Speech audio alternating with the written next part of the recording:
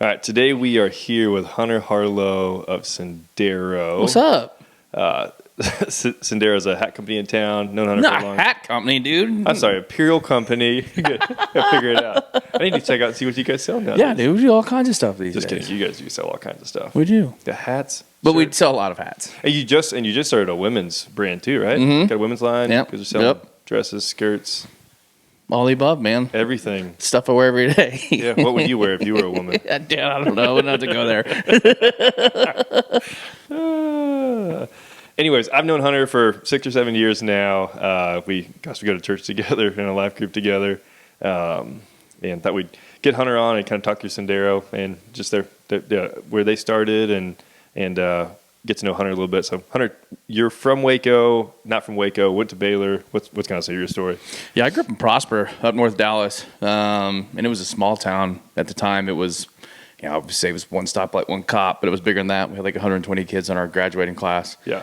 And now I think they just built like the most expensive high school football stadium in the history of high school football stadiums. Easy. So it's part of that North Texas explosion. I came to Baylor in 2010 and did my undergraduate here. I was a geologist of all things. So if you're wondering how a geologist got to be start an international apparel brand, I'm right there with you. This is a question I still ask myself to this day. I came to Baylor in 2010, fell in love with Waco, went off and did grad school and came back and had the opportunity to stay here after grad school. Dropped out of grad school and Like shy of an stayed hour. here. You had like an hour left. One paper. One paper. Like almost, you were there. Yeah, one paper short of a dissertation. And then, I don't know, I wasted 13 years of my life. No, not a waste at all. You didn't waste It was, it's all extremely useful for making hats and apparel. Got to know like the threads and all the geology that goes into it. Yeah, they teach all of that in the last year of geology school, and I missed it. So the apparel construction was year 14. Yeah. So funny. I was at the gym the other day with and you probably know him, Dan. Mm-hmm. And Yeah. And I was like, oh yeah. I was like, I don't know. Somehow your name had come up. He's like, yeah, I think that dude's only shy of like an hour from finishing his geology. So I think it's funny that because you did 8 years at 7. Yeah, my undergrad was 4, and then I went off to University of Kansas, did my master's, 3 years there. And then I think I officially left the geology program at Baylor in 2017. Yeah. 2016. 16. So, I don't know, you do the math, 2006 to 2017. It's a lot. Yeah. A lot of school. I actually don't think that. I think I'm just like, at this point in time, I'm just 7 years late for work, really. I don't think I'm technically out. You're still going to finish. Yeah, no, I'm never finishing. No, just give it to me. Yeah. Baylor, just give me the thing. They owe it to you. Yeah, I'm not gonna embarrass them. I'm never gonna be a geologist. It'll be fine. We could just tag Baylor in this podcast. Yeah, we'll tag them. Maybe they'll come back and own up to that. Yeah, right. Yeah, it's all my fault. So went to Baylor, stayed in Waco, and then so now you've got family here in Waco, and then started Sendero, which is a hat apparel company here in Waco. Make sure I get that right. Nailed it. Yeah. Started it in 20. What year did you guys start Sendero? Man, so my original business partner started Sendero Hat Co. in 2014, Okay. and we went to Baylor together. We were friends through undergrad. Reconnected in my dissertation and kind of stayed in touch loosely through then. Yeah. And then I jumped on with them in, 2015, 2016, sometime around there. And then pretty quickly after I jumped on, we decided to rebrand to Sendero Provisions Co. Started over, fresh new brand, fresh new look, bigger aspirations than just hats at the time. And then, that had been early 2016, I feel like. Yeah. And then the rest is history from then. But it took off for us, and had the opportunity to not end up in Houston working in 8 to 6 and wearing business casual every day. I'm not a business casual dude. Far from it. If you can't tell, I struggled to get here at 9 a.m. So I would have really struggled to get there at 7 a.m. in a tie. So I ran the opposite direction from that. Yeah. And we loved Waco. I mean, you've lived here, for a long time. at least in the area. And we started our family here. Our friends were here. Good church, good life group. And we're like, let's not leave. Let's just stay. And then Sendero got really, really hard, and we wish we'd have left. But like every business. Yeah.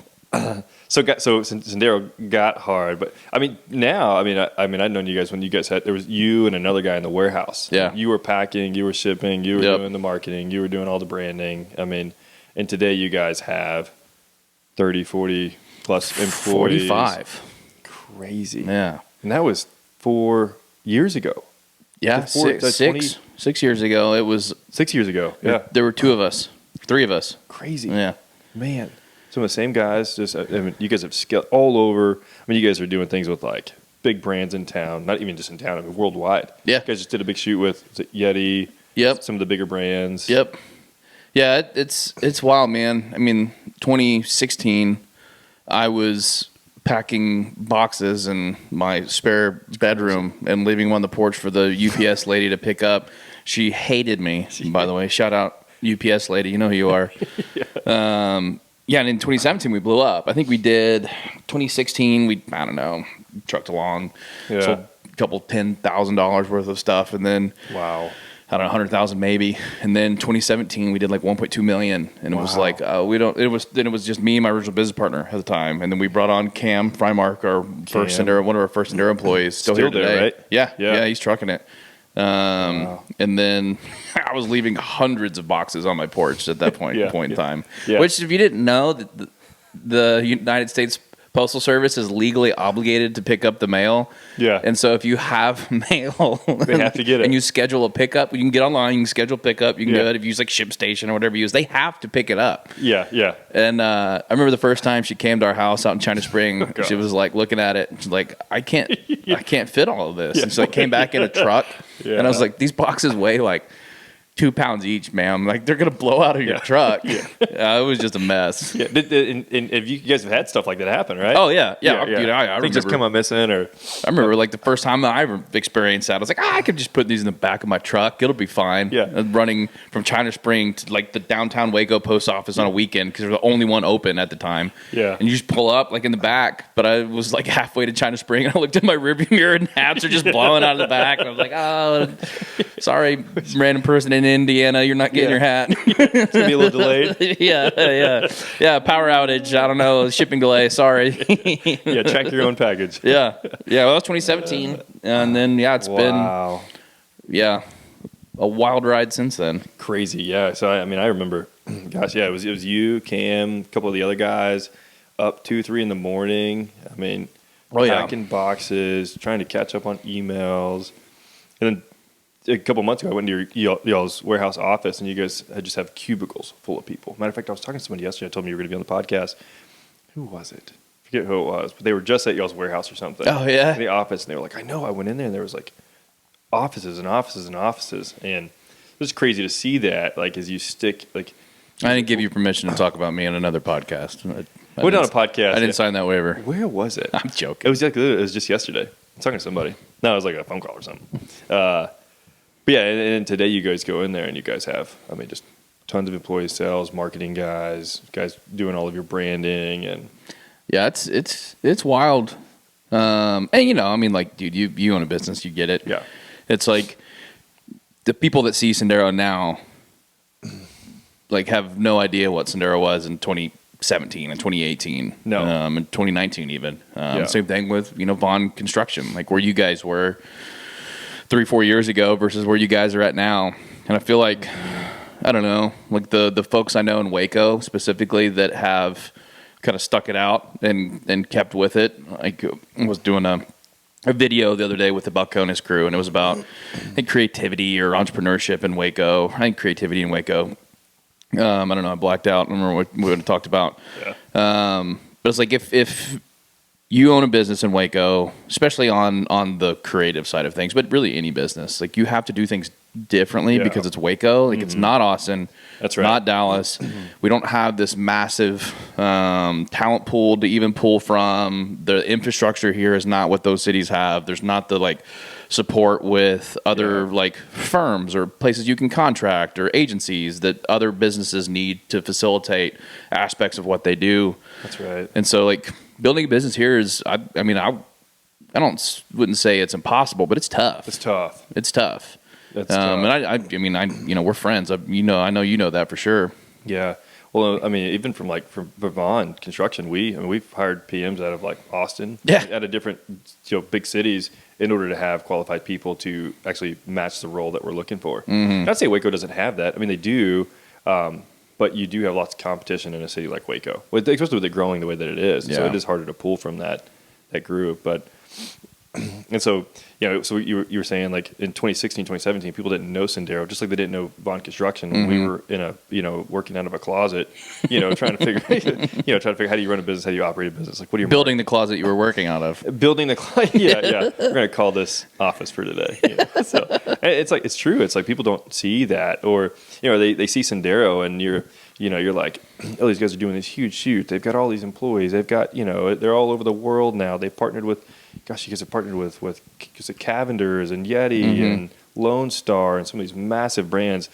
But I've known you firsthand and known that like I've seen the struggle that goes into like creating a well-known brand and creating like a strategic company that's gonna make a mark in Waco. And so I mean, like, tell us a little bit about that. Like, so 2016, 2017. I mean, I know firsthand.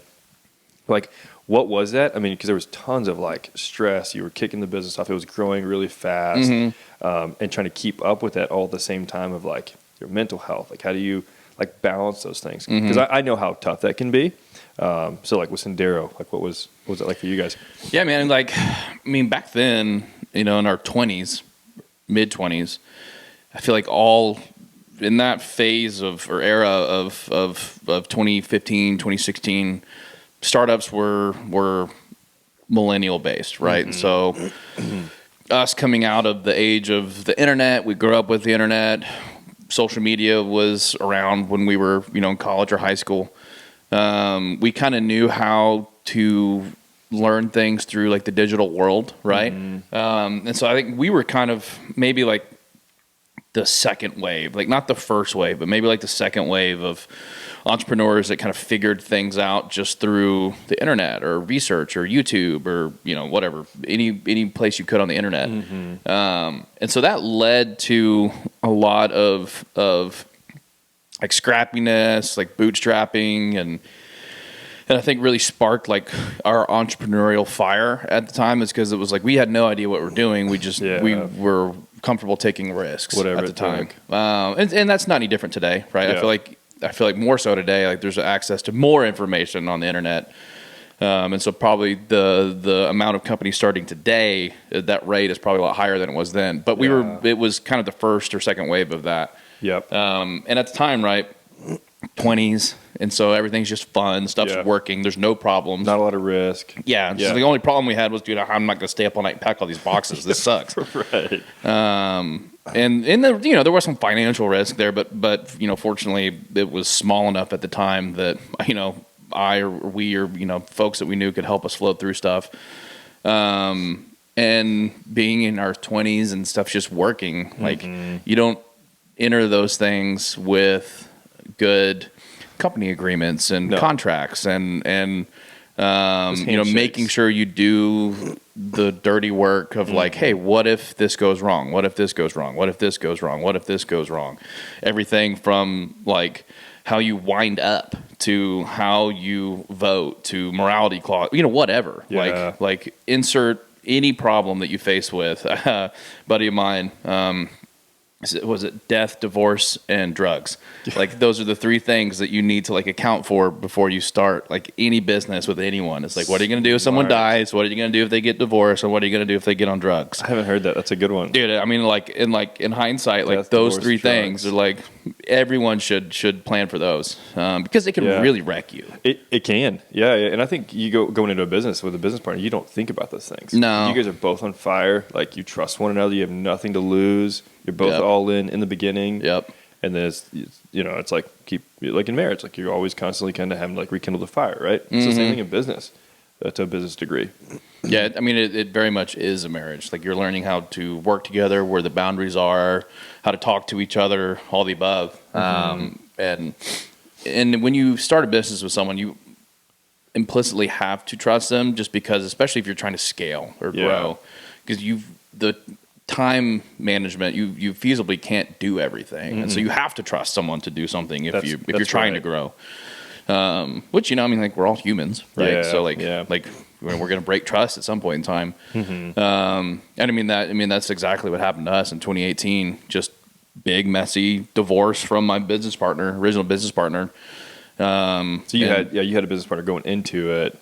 Yep. Till 2018. Yep. That's when things got tough. Yeah, and mistakes were made, and we had to figure it out. And unfortunately for us, I literally just brought on most of my friends. We did a little small investment round. We did a PPM, a private placement memorandum, and then after that, it was just everything just kind of spiraled. And so a lot of calls, apology tours, late nights, hey, how we're going to do this. And every single entrepreneur in my space, in the apparel world, or the brand world, that I've gotten to know over the last 10 years, they all have a story like this, like every single one of them. And it's different. Some is the same, honestly, but the full spectrum of what can happen, it has happened to anyone that has kind of stuck it out in the brand space. And it was just a mess. It was, literally put everything down and figure it out, like in this moment. And it's, hey, are we going to make it? I don't know. Ask me in an hour. It's just an adaptive strategy. Just trying to figure out. Yeah, it would change every day. Yes. Fight or flight mode, baby. You got to figure it out. Yeah. And what's sad is, like, it's sad, but when you're in that moment, it feels like you are the only one that's like ever been through that, right? It's just like you were alone in a dark place. I've never had a business partner, but we've been in situations like that, whether it's like, a client fails to pay or whatever it is. You feel like, oh man, like we're going downhill really, really quickly. So you were there 2018, crawled out fairly quickly, went about a year or so, kind of started climbing back out of that. Yeah. Had your investors. So 2019, you guys are making your way back out of it. Yeah, for better or for worse. Oftentimes for worse, but in this case, for the better. I've always been super confident in myself. And that has gotten me in trouble in life. But in this situation, it's like, dude, I can figure it out. Yeah. I can fix it. If it's just me and I'm the one that has to fix it, I'm going to fix it. You can do it. I can do it. Yeah. Because and that's something that going through my dissertation taught me was, being a self-taught learner. Yeah. Like you realize at a certain point in time, like, especially I think the transition from master's to a PhD, when you realize that, like, oh, all of these professionals around me, these doctors that are experts in their field, they learned one thing, and then over the course of the next 30 years of their career, they had to become experts in other fields. That's right. And they didn't go back and get another degree. They just taught themselves how to do it. Right. And so you figure out really quickly in your dissertation how to learn new skills that you have to teach yourself to be able to write a component of your dissertation or your paper or whatever else. And that really helped with that too. It's just like, dude, I can read patterns. I can figure stuff out. I can problem solve critically. But yeah, so 2018, we effectively went dark. I think we were like shut down for like 3 months, just trying to figure everything out. And then, did you think you'd make it out of that? I mean, you're no idea. You're so confident, and I know. I mean, the hunter that I know is like, hunter stays up till 2 a.m. Like you could text him at 2, like, hey man, how are you? Just working on working on the next design or whatever it is. So, like, did you felt pretty confident in that situation, or I mean, but it was a low. So you were just kind of like, I'm going to keep pushing. I mean, you guys had everything invested. Everything you had ever had was invested in that company at that point. Man, in hindsight, like thinking about it now, like, dude, it's almost like what's it called? Like after you have a baby and it was like super, super hard. Yeah. And then moms were like, I'm never doing that again. Postpartum. And then 3 years later, like, oh, I'd love to have another baby. Like you forget all the pregnancy amnesia or whatever they call it. Like I've got like probably small business amnesia. Like, right now, I was like, I don't know, man. Like it wasn't that bad. Yeah. Like it was hard, but like, no. And then I'm starting, it was dark. It was bad. It was real bad. It was real bad. No, I mean, like I moved back home. I was like working for my dad, like had no idea, like trying to bridge the gap of just like, paying lawyers, really honestly at the time too. Yeah. And I knew I could do it, but I didn't know if we would ever get the opportunity to do it. So to speak. Like, confident in myself, I just didn't know if I'd get that chance. And lucky enough, I mean, we did, and then got the company back like 2 weeks before Black Friday, which is like in our world, like everything, right? It's like the Super Bowl with no plan, no inventory control, nothing, and kind of had to make as much as we could out of that. And then 2018 was just a horrible year. And then 2019 we beat 2018, and then every year since then we've pretty much grown over 100% year over year since then. Crazy. But I've been fortunate enough to meet good people along the way. Mm-hmm. And I don't have the technical ability at all to do 90% of what happens at Sendero anymore. I can give vision and like, hey, this is a cool idea. This is a plan. Like, I don't know how to do it, but like, let's do this. And so just slowly like finding really good people, like initially like Nate Landreth, like Nate, our COO, CFO, just kills it on all that side of things. Such a guru. Yep. And we wouldn't be here today without him. He took all of ops, all of finance. Like, hey, dude, I've got all this. You make the magic, and I'm going to handle this stuff. Yeah. And then other good people on the way, like Jenny Passavant, like fantastic designer from here, lived in New York, did the entire fashion cycle in New York, working for huge companies there, and moved back home. And we found her. She found us. And we're like, dude, do everything for us. Like, what do you want to do? Let's just do that. Same thing with Mike Lawson, our new business partner. He's our chief commercial officer now. Found him on LinkedIn. We just made a friendship. Wow. And slowly throughout the years, it's my life motto is drink beer and be nice. and it will open doors. Nice. Surprisingly, if you just drink beer and you're nice, like you're like stuff's gonna work out. It'll work out. It'll eventually work out. And if not, you've had a beer, so you feel better. Either way, it's gonna be a good ending. You know Hunter, that's his personality. Beer and bonfires. Beer and bonfires. Yeah, that's a good one. That's crazy. Yeah. So you've got this good team. So like your role today, I mean, obviously you started the company. You probably bring tons of vision to the company, but the company, I wouldn't say it's like outgrown you, but you now put people in place to really run this thing, keep it floating. I mean, so now you're kind of overseeing things, reaching new. So are you now doing like a lot of the networking and like partnering, or I mean, now you guys have a bunch of sales guys, so that you guys are on the field. Yeah, it's been a lesson, and you've experienced this. As you scale and you go from 1 to 2 to 3 to 45, that's not something that happens overnight. And so each step of the way, you've got, okay, this is a new phase of delegation that I didn't have before. Okay, how am I going to delegate this? And there's honestly sometimes it's stuff you don't want to give up. It's like, no, dude, I want to keep doing that. And actually, I think I can do it better. I just don't have time to do it. And so that, I mean, I'm kind of out of that phase now, I would say, to where maybe the last 3 years have been like, okay, how do I delegate? How do I pass stuff off? What do I retain? What do I give up? Mm-hmm. What is the most important and critical to the growth of Sendero that I have to keep versus we're still going to grow if I give this stuff up? And, try not to get in people's way. Like that's kind of, that's probably the biggest phase I'm in right now currently is, okay, I'm decent at delegation. How do I not get in their way? Like once I've delegated. It's easy to do. Yeah, it really is easy to do. When you know you can do it better. And that's, you've got to be good at team building. You've got to build teams right, which, is recruiting and hiring, but also making sure that expectations are set, roles and responsibilities are clear. And that's all stuff kind of back to like having a good company agreement. Like when you hire employees, you have to have really good expectations, roles, responsibilities, tasks, and that's all like super clear. With the assumption that at a small business, everyone's going to do a little bit of everything eventually. That's right. I read something the other day in a book we're reading and it said that, it's delegation is very hard. But if you can get someone to do it 70 to 80% of what you're doing, like you're winning because you're probably doing it at 200% because you own the company and like your goal is to have it perform better than anyone and everyone. So you're doing, whether it's sales or marketing, whatever it is, you're doing it at probably 200%. So if you get somebody to do it at 70, 80%, like still doing really well. Right. Yeah. I mean, you don't own a business and try and create, an empire with a 70% like it doesn't work that way. Yeah. You know, you're where you are because you've worked really, really hard, stayed up really, really late. And so.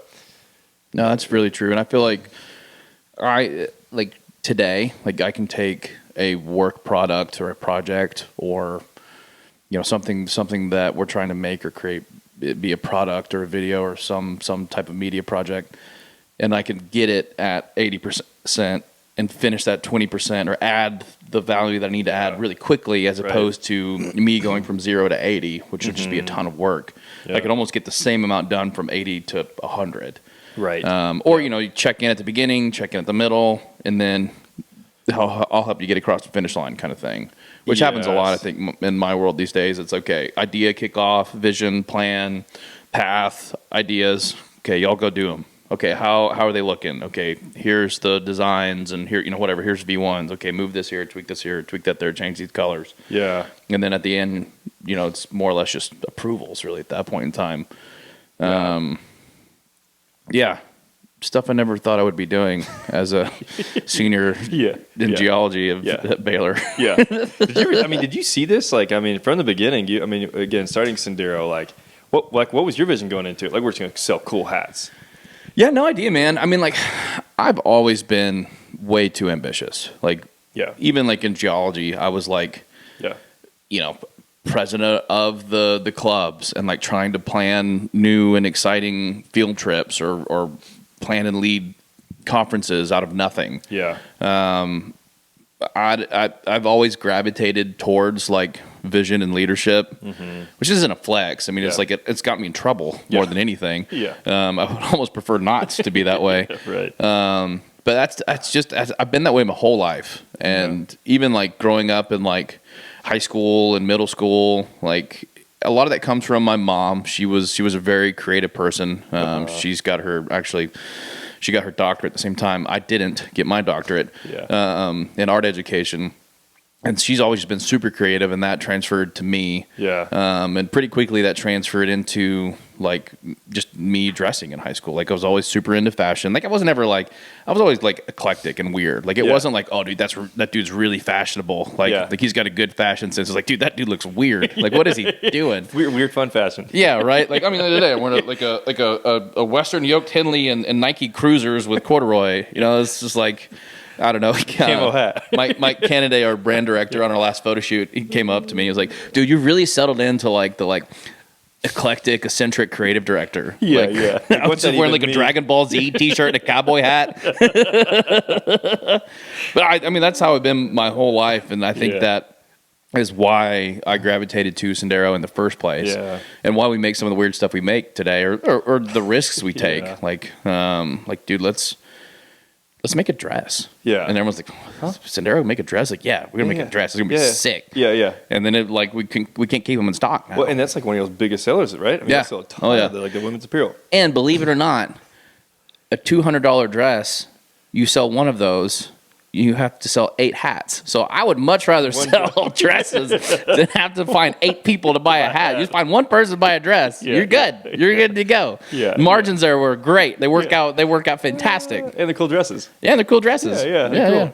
I haven't worn one myself, but I hear they're cool. Yeah. I'd get Hunter on the cover of the podcast wearing one of his Sendero dresses. Yeah, there you go.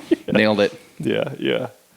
Well, man, that's cool. Yeah, that's awesome. So, Sendero, rough start. I mean, and you guys are just killing it. And it wasn't necessarily a rough start. It was like top of the world is like 2 people, and then it was it ebbs and flows. And dude, I mean, like as we keep going, there's going to be stuff that comes up in the future that's going to be hard. I mean, that is kind of like a metaphor for life, really. Like nothing is perfect forever. No. And so we know what storms we have coming up. No idea, but we've got a really good executive team right now that I know will be able to handle them. And I mean, like, you experience that stuff too. Well, and that's what I was going to say is that, I think with the podcast, I think one of the things that I enjoy hearing and talking about are just like the highs and lows, because what you don't see is people really, as you said earlier, just kind of pull back the veil. Like these are the things that you realize you're starting a company or getting into entrepreneurship or whatever it is. You see, oh, here's the empire. But to get there, there's a lot of you just imagine the ups and downs and people don't talk about those. Whether it's going through medical school or going to get your bar, whatever it is, starting a hat company or a construction company. You don't see that, you know, and but that's also part of the fun, right? I mean, it's part of the, you know, your brain works as an entrepreneur to like figure things out. Like you don't want to feel defeated because you feel like I can figure this out. I can do this. And that's part of the drive is getting through those things. Okay, the next year, like how do we navigate, you know, that response for that. So well, man, with Sendero, what's next for you guys? What's man, all kinds of weird stuff. We one of the hardest things of the last like year and a half or 2 years is getting caught up on like a traditional retail apparel cycle, which is you're pretty much 24 to 18 months ahead of schedule. Like that's how far you're working ahead. Yeah. And we've already wrapped fall 25, and it's, I mean, I don't know, is today? It's October 24 right now. Fall 25 is done. Spring 26 designs are pretty much all submitted, wrapped. We're going through prototyping of that now. And we kick off fall 26 on Monday. Next Monday, fall 26 kicks off. It's crazy. And fall 25 is going to be a banger. It's going to be weird. Is it? It's going to be weird. Yeah. I can't talk about it, but it's going to be exciting. Okay. We can't wait. We can't wait to see it. Yeah. They're listening. They're always listening. Yeah. They're watching through the air vents. Yeah, that's right. Oh, fun. No, I'm dude, like, I just like new stuff. I like doing new things. Yeah. Like, I'm not driven really by success or status. I just like doing new things, and I've done a collection of so many new things that it started a apparel company, and then like I want to try new apparel, right? So now we're a men's and women's company, and now we're a men's and women's apparel brand, and I want to try new things, and now we're an international men's and women's apparel brand. Yeah, you guys are all over. I mean, all different countries. I mean, we're opening Canada right now. Australia's in the works. And we filed for business applications and international licenses in Japan, South Korea, EU, UK, Mexico. Wow. I'm sure I'm forgetting some, but most, you know, kind of first world,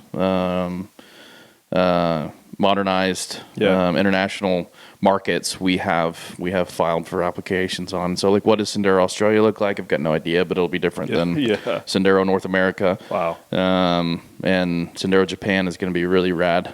Yeah, I'm excited about that one. That's going to be cool. Yeah, who knows? I don't know. Yeah, like I just like new stuff, and so like that's in some form or fashion. What's next will be new and different. And 80% might be the same because we have to make money. You do? Yeah, I hear. That's what I hear. That's what the finance people tell me. Says. Yeah, that's what Nate says.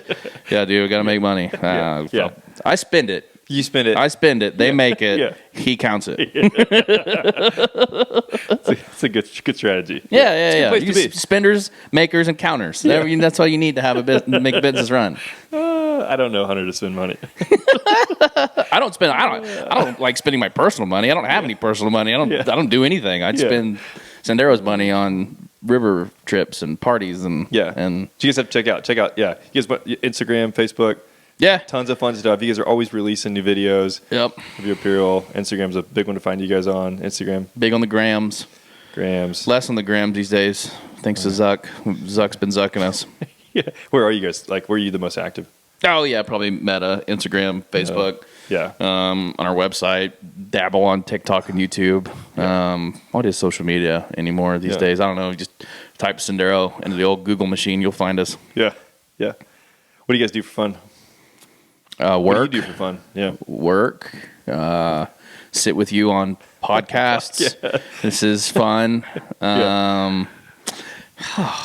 That's a tough one, dude. I don't know. Why'd you have to ask me that? The podcast was going so good. It was going so well. Butterflies? Yeah, I like to garden. I'm a huge nature nerd. I love gardening. I love plants and animals. My house is full of plants. I planted a whole section of my garden as host plants for black swallowtail butterflies, and I get the caterpillars and bring them inside, and I've got a whole little like caterpillar like. You have a caterpillar room. Well, it was a room of the families that I have commandeered, and they still try to use it, but it's my caterpillar room. Infested with butterflies and caterpillars. 83 black swallowtails. That's how many black swallowtails we hatched this year. It's crazy. Yeah. Wow. They all like They're it. cool. They think it's cool. My family likes it. Yeah. They probably wouldn't care if I didn't do it, but Yeah. they enjoy it. Yeah. I don't know. Yeah, that's what I do for fun. Yeah, cool. Outside, nature stuff. I fly fish when I can. Yeah. I love fly fishing, but most of it's on business trips these days, and it's actually related. work on those Yeah. things. But Yeah, a little different. I don't know. Yeah. What do you do for fun? Cool. Mountain bike. Turn the tables here. Read books. Yeah, all right. Yeah. Like an old man. Yeah. Read your fun. Read books. Yeah, read books. Text me books to read. That's what you do for fun. Yeah. Drink tea. Hunter, read this book. Yeah. Yeah. No. You're going to read it. Yeah, yes, I will read your book. Yeah. Audiobook it. Yeah. It's that easy that way. Nice. Yeah. Well, man, any advice you can get to entrepreneurs? Anyone want to start a company, whether it's a hat company, construction company, retail company, what would be a piece of advice you'd give? Tons of advice. I mean, I think the primary thing is like do it right from the beginning. Like, I talk at business schools now around the country. The same thing. It's like, have a company agreement, have separation clauses, death, divorce, drugs. Like, have the hard conversations first. Like, no matter what, like you have to have those. And it's like, don't think of it as a buzzkill or like offensive. It's just like, no, dude, like this is serious now. This is lives. It's not like we're not in college anymore just messing around. This is the real world. Yeah. So I think doing things, get a lawyer, spend $3,000, $4,000, $5,000 and just do it right from the beginning. Yeah. Especially if you want to start a company that is, more than just you. If you have a business partner or you're operating out in the world, like start right from the beginning. But then also like, this intimately, but entrepreneurs, like you can't be afraid to take risks. Mm-hmm. And unfortunately, I think that there's a lot of entrepreneurs out there that don't take enough risks to be able to make it, but then also sticking with it. Like stuff's hard. Keep going. Yeah. Just keep trying. And that doesn't work out for everyone, nor should it. Yeah. But no matter what, I think most entrepreneurs I know these days are the ones that stuck it out. Yeah.